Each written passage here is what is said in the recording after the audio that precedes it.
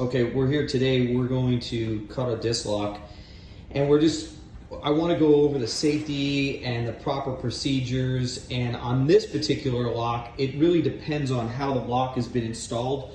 When we're standing here and when you look to the right of the lock and the key is not on that side, that means to really cut this properly, you have to cut this bottom half when they put the lock on this way. If the lock was put on like this, where it's on the outside, you would just be able to cut this section right here and this lock would pop right off. So this is the hardest way when they're put on in this direction. So anyway, we have to have an awl, that's that red handle, a set of gloves, safety goggles, and a grinder. And the grinder has to have the safety shield on it. So anyway, Walter's gonna show us how it's done. He's gonna put his safety goggles on. He's gonna put his gloves on. So this is definitely probably one of the most challenging ways to cut a disc lock in terms of, because of the fact the way it was put on, you gotta cut all the way through it. So this is really a key moment right here. So he puts this all in here, and the reason he does this is so that the lock won't move around, and you could use both hands on the grinder. And so that really makes this lock solid. It's not gonna move around on them. If you don't do that, then the lock wants to move and potentially the grinder will kick back on you. So anyway, that's a really important move right there.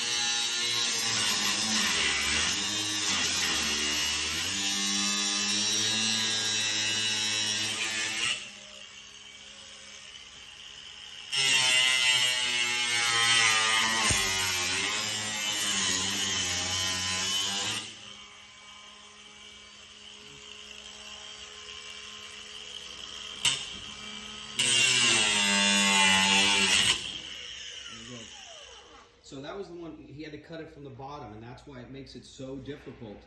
But if you notice, the guard was there, the sparks were never going towards him. He didn't end up messing up the latch at all. Cut it perfect, and that's exactly, once that happens, the whole thing will just fall apart. But that all was a key element. Thanks, Walter.